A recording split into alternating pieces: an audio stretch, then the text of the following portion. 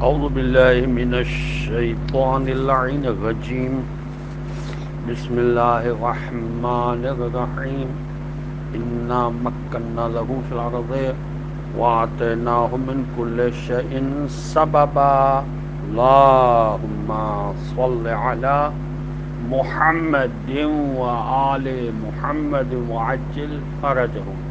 السلام علیکم ورحمۃ اللہ وبرکاتہ۔ اللہ تبارک و تعالیٰ کا شکر ہے کہ میں نے سورہ کہف جو قرآن مجید کا 80 نمبر کا سورہ ہے، اس کی آیت نمبر 84 کی تلاوت کا شرف حاصل کیا، جس کا ترجمہ یہ ہے کہ بے شک ہم نے اسے زمین میں اقتدار عطا کیا اور ہم نے ہر شے کے مطلوبہ وسائل بھی اسے فراہم کیے۔ سبباً اس کا مصدر ہے سببا۔ السبب اصل میں اس رسی کو کہتے ہیں جس سے درخت خرما وغیرہ پر چڑھا جاتا ہے، پھر اسی مناسبت سے ہر اس شے کو سبب کہا جانے لگا جو دوسری شے تک رسائی کا سبب بنتی ہو۔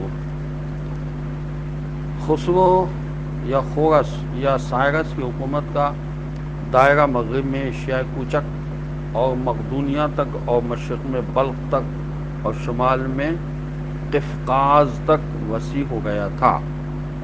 ہماری گفتگو رات کو صدقہ دینے کے سلسلے میں اس وقت ہو گئی ہے۔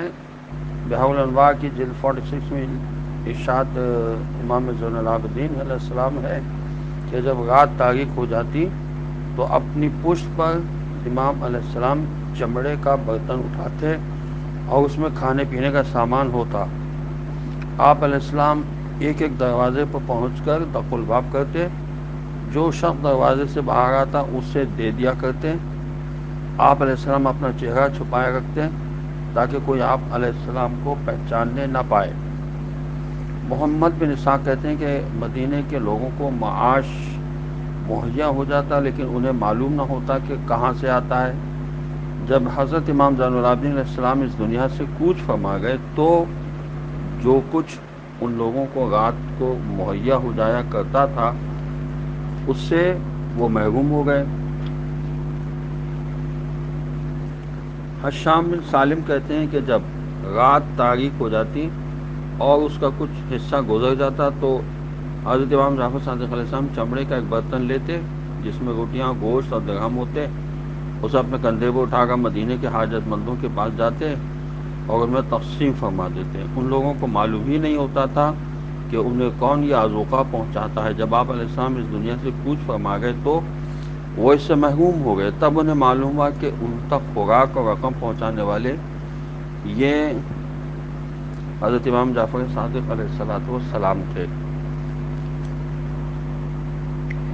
عہد شکنی کی بہت مذمت کی گئی ہے اور اس کی مثال کاتے ہوئے سود کو خود توڑ دینے کے ذریعے دی گئی ہے، جس کے 3 مطالب لکھے گئے۔ نمبر 1 اپنی قسموں، وعدوں اور عہدوں کو خود توڑ دینا۔